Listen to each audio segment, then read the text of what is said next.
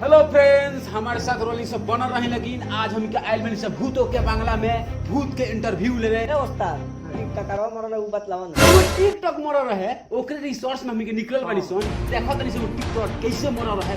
आज हमारे साथ बना रही का बोल देला भूत हमला में आगे बनी सोन बना रहे।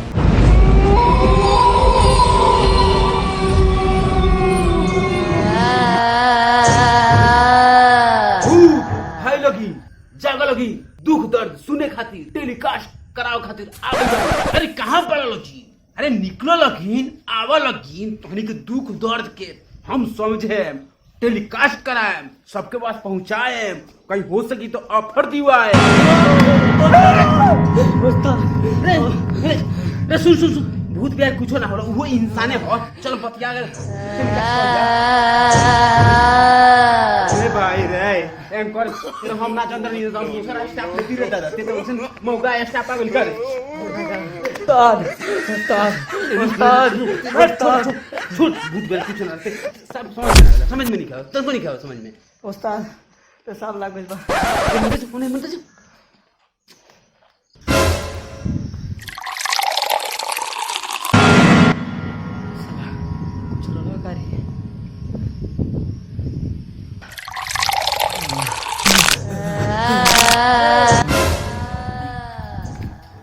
भोसड़ी के पूरा का भइल बदी मारम साले हुआ थप्पड़ तारा के होश कहानी के चक्कर में फेमस हो गया। रे भोसड़ी के केंग हम इंटरव्यू ली, पहले हमार हाथ तो सही कर तब ले बढ़िया से बोल क्या पूछ रहा है? कैसे मौत भइल तू? तोरे खातिर हम घूम के वीडियो बनाई सब सरवा जितना टिकटॉकर पाउडर छिड़क के साला हिट हो गई सन। हम कहनी ना दूसरा रास्ता चुनेगा पड़ी। हम का आपके दीवार पर से कहनी से रातों रात स्टार्ट हो जाए, लेकिन ना भाई दीवार पर से कूदने मौत हो गई ना। चिंता मत कर बच्चा, हम तोरा का रॉक स्टार यूट्यूबर बाबा के पास ले चलता नहीं, तोरा आत्मा के शांति जरूर मिली। तब ले जाए पर हमरा दोस्तवा के ना सही कर। तब ठीक बा, छोड़ा था नहीं के, लेकिन एक रहते हमें आवत नहीं तनका देर में। ठीक बा चल।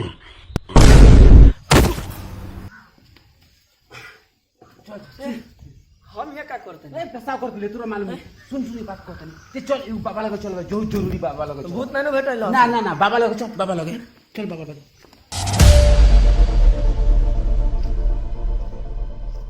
अरे रुक, ये हो रॉक स्टार यूट्यूबर बाबा। तो यहाँ का करल यार? दो उस्ताद बाड़ा न जल दो बिना मतलब के दिमाग खाए वाला काम कर। गोल हइलन सब भूत के जय हो रॉक स्टार यूट्यूबर बाबा की जय हो। जय हो ना जे भेली हो जय हो बोल लाग हम ऐसन कोई जला उस्ताद बहुत खराब इंसान ले गइले काना काम खेत ले गइले ध्यान टूट जाए नहीं तो सब काम मामला बिगड़ जाए। हम ना लगे सुन ठीक बात जा ना लगो। हम तेरे उस्ताद हई, उस्ताद जन कहले तुम करबे चूचा उस्ताद जन कहता तुम कर। बोल लग जय हो रॉक स्टार लागा ना तू हम जात नहीं चुप रह सब मामला गोल लग दे। हां लमड़ा जन रॉक स्टार बाबा की जय हो। रॉक स्टार बाबा ध्यान तुरी हम के मामला के सुलझाई। मूर्ख बालक सुनो बोले ना एकरा के जान तरीका है। अगर पिछवाड़ा से डाल दी ना तो तोरा आगे के सिस्टम बंद हो जाए। तो सब टिकटॉक के भूत अभी हम उतार दे। बाबा हम बोला के लेके आ गए बनी, जल्दी तेजी में बुलाई बाबा, तेजी में अगर भूत के बुलाई बाबा। शांत हो जो बालक, अभी हम बुलाओ तनी। टिकटॉक के भूत ले बा ना, अभी हम बुलाओ तनी। भूत का घमड़ा है मार चल तारा हमरा के बतिया हमरा भूत भइल बा। अरे साला ते न डरा के ले तोरा भूत ले बा। ऐसे तारा चुप साला ते का जन में तेरा इंडिया का भूत आउन धरवा। रॉक स्टार यूट्यूबर बाबा ध्यान करी चल स्टार यूट्यूबर बाबा। अबे भागता मन तो मारी बाबा। चार चवन्नी घोड़े पे टिकटॉक मेरे लौड़े पे। बाबा बाबा अभी तू हमरा के जानत लगी हई यूट्यूब के हई रिमोट कंट्रोलर साले मार देम पिछुआड़ा में तो अगवाड़े के नसे बंद हो जाए। ये भूतवा एकरा पकड़ ले एकर आत्मा के शांति दिवावे खातिर लिया नहीं बाबा यो अगर आता चिंता मत कर बच्चा, एकरा टिकटॉक के जौन भूत धैले रहलन उ अब सब बाकी तू अब देख। ए साला चाइनीज भूत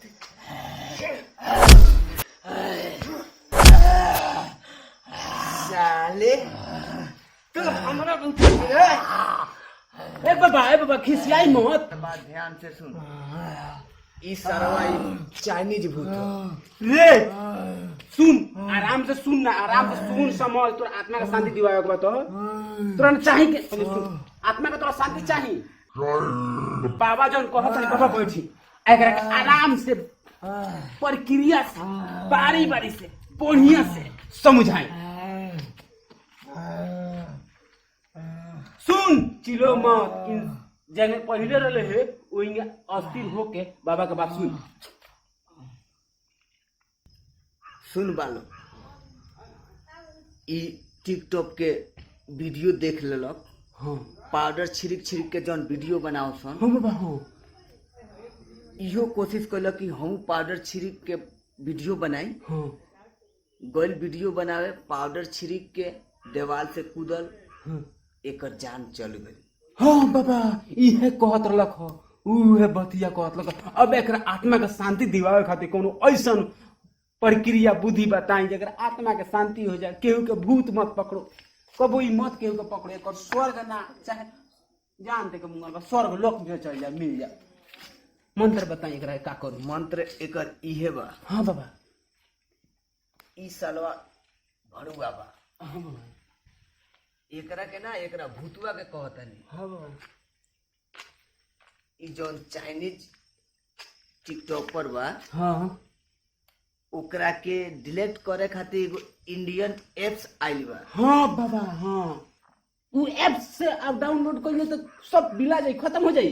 बिल्कुल बाबा हम मीडिया वाला है तो का हो हमरा खुद मालूम ना रहल बाबा। अब हम लोड करम बाबा सही कहला रॉक स्टार यूट्यूबर बाबा से मिले के बाद तो ज्ञान के भंडार मिल जाई बाबा। एकरा आत्मा के शांति केने होगी अभी बताई। होई हाँ एकरा के समझावे के पड़ी हाँ कि मोबाइल के अंदर चाहे चाइना के एप्स, हाँ चाहे घर के अंदर चाइना के एप्स या कोनो सामान हाँ बाबा यूज कैला के कोनो जरूरत नहीं है। हाँ बाबा ऐसे का होता हाँ बाबा ऐसे का होता कि चाइना के सामान यूज कैला पर हाँ चाइना और शक्तिशाली बनल जाता।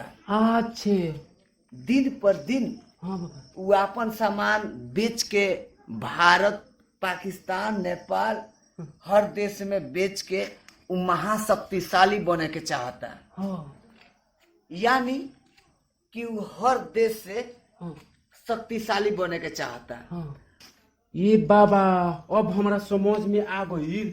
हम झूठो का इंटरव्यू कुछ के लेता नहीं। हम अपना देश खातिर, अपना देश के बचावे खातिर, अपना देश के शान रखे खातिर हम काहे ना अच्छा इंटरव्यू ली आ लोग के बताइए समझाई। आज हम अपना चैनल पर यह प्रचार खाली कराएं जे जितना भारतवासी बा वही चाइनीज बाहरी समाज कोनो सामान मत खरीदो। अपना देश के महान बनावे के बा तो अपना देश में ही कोनो सामान पैदा करो आ वही से अपन खाओ पियो, मतलब अपन सब घर परिवार देश चलाओ। अब रहल इस सार्वा भूत के सवाल, तो एकरा के तो एकरा शरीर से निकाल के साला चाइना के एगो खोखा डिब्बा में बंद अभिये कर दे। बाबा ओकरा के कर दी, हमरा पटनारवा का छोड़वा दी बाबा। उ चाइनीज के समाज के यूज कैलक, गलती कैलक, उ मरल। हमरा एक इंटरव्यू के जरूरत नहीं है, हमरा पार्टनर के बात चाहिए बाबा।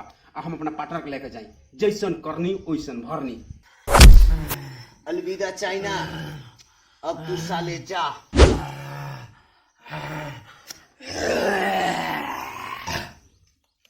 रे भाई रे उठ कहाँ आई भाई रे? हम नहीं लग रहा का। हाँ चल हो गल काम, चल कौन काम रे? तू तेरा समझ में चल।